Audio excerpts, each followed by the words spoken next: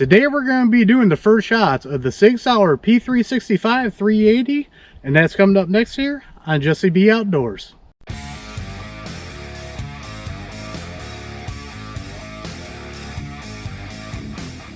Welcome back everybody, and don't forget to like, share, and subscribe, hit that notification bell, leave a comment down below if you like videos like this. So I picked up a little brother for my P365 XL. We got the regular P365, but this one's in 380.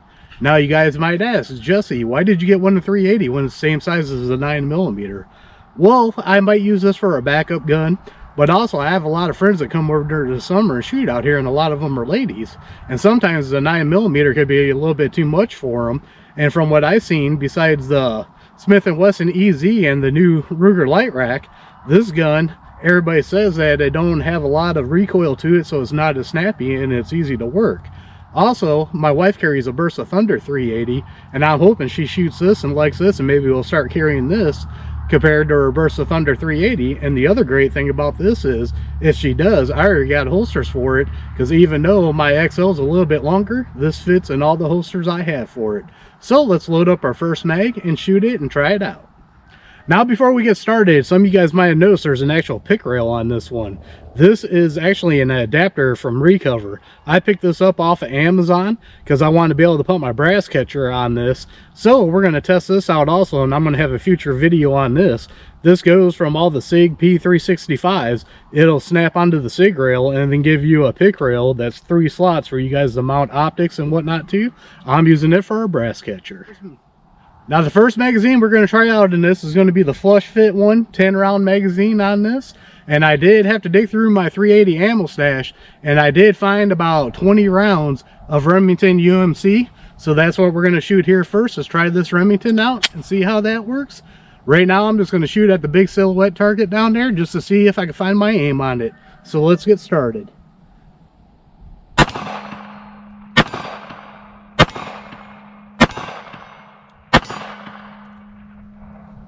Alright, I did clean this beforehand. Right there's a malfunction, a failure to feed. Oh, maybe that wasn't a failure to feed. Let me pop this off here real quick. That was a failure to eject. Sorry, I wanted to make sure so I could tell you guys what was going on with it. Let's go ahead and finish out the mag.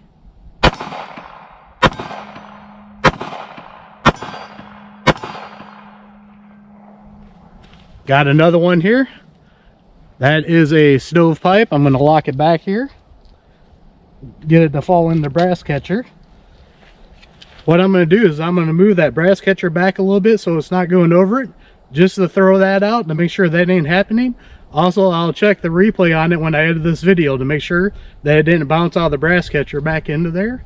But 380 brass is hard to find in the grass too, so I want to keep this on there for reloading. Now we got the 10 round mag in here with the pinky extension. We're going to try this out again, see how it works. See if this one goes a little bit better than the last one. So let's try this out and see how these work. Still running Remington UMC in it.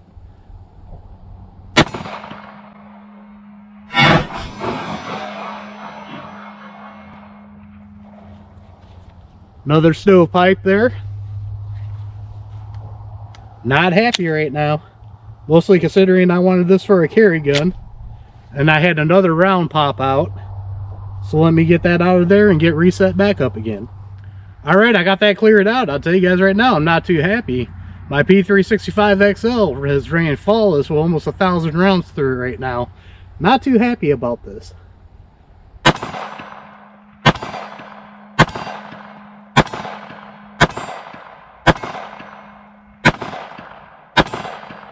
Alright, ran the rest of them just fine. Let's hope it's a break-in period. Alright, we got 10 more rounds of Remington UMC loaded up here. We'll see how these ones go.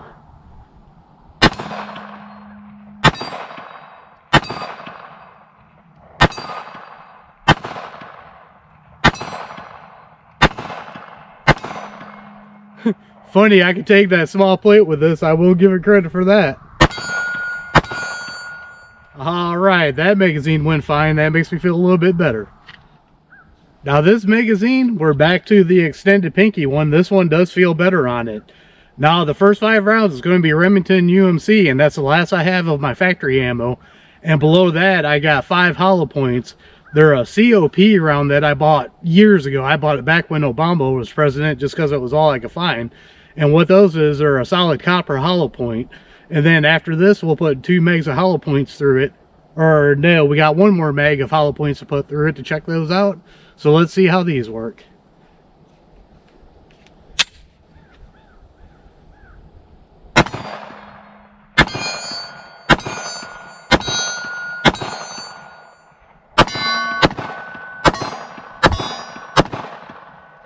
Alright, what I can tell you guys right now is this is a very pleasant to shoot 380. I'm impressed with how it shoots, and it made it through another mag, so let's hope this keeps up. Now what we got here is the hollow points here. This whole mag is hollow points because, you know, it's got to be a carry gun. It's got to be able to shoot hollow points. So let's try these out and see how these work. I'm just going to transition around this time. I'm going to try the little plate first. Looks like I'm shooting over it. There we go.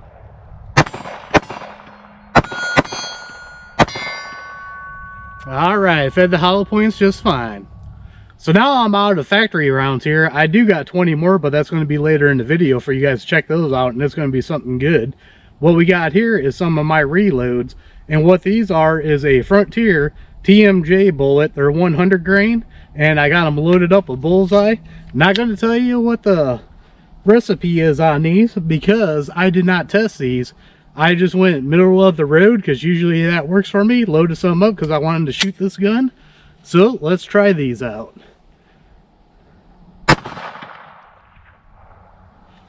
Alright, failure to eject on that one. Let's try this out again. Failure to eject or stovepipe. And it looks like I got a double feed going. So these reloads might not work in this gun. Alright, let's see if we can get through the rest of this magazine. Stovepipe. And a double feed. Yep, looks like we're going to have the same thing. I'm just going to finish out this magazine. Because obviously these rounds are not going to work in it.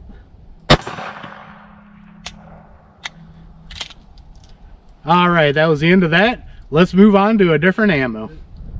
Now the next thing we're going to run through this is going to be some Underwood ammo. This is what I plan on carrying in it.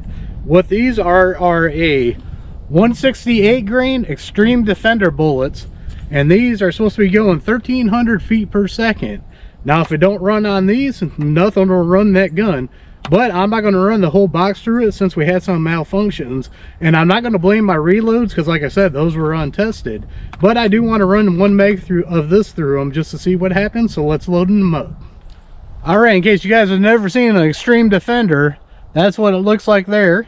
This is one of the better Underwood ones.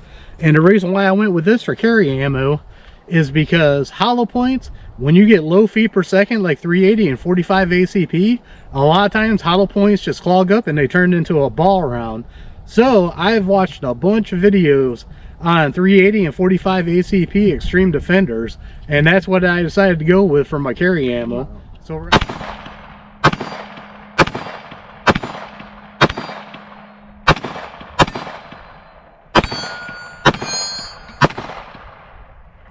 ran all those just fine. And I'll tell you what guys, they're not that bad at all in this gun. It was just like shooting a 9mm to me. Not bad at all. So what's my first thoughts of the Sig P365 380? Well, let's go over the good stuff first. This is very easy to rack. Now, is it easier than an easy rack from Smith & Wesson or a light rack from Ruger? That I couldn't tell you. I've never shot those guns.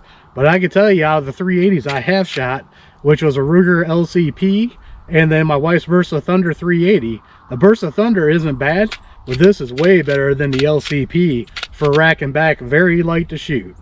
Now for the sights are a 3-dot. I'd rather have a blacked out back and just the dot in the front, but with the 3-dot Sig lights, not bad at all. Wish they were the X-ray sights like my XL though. I kind of like those a little bit better.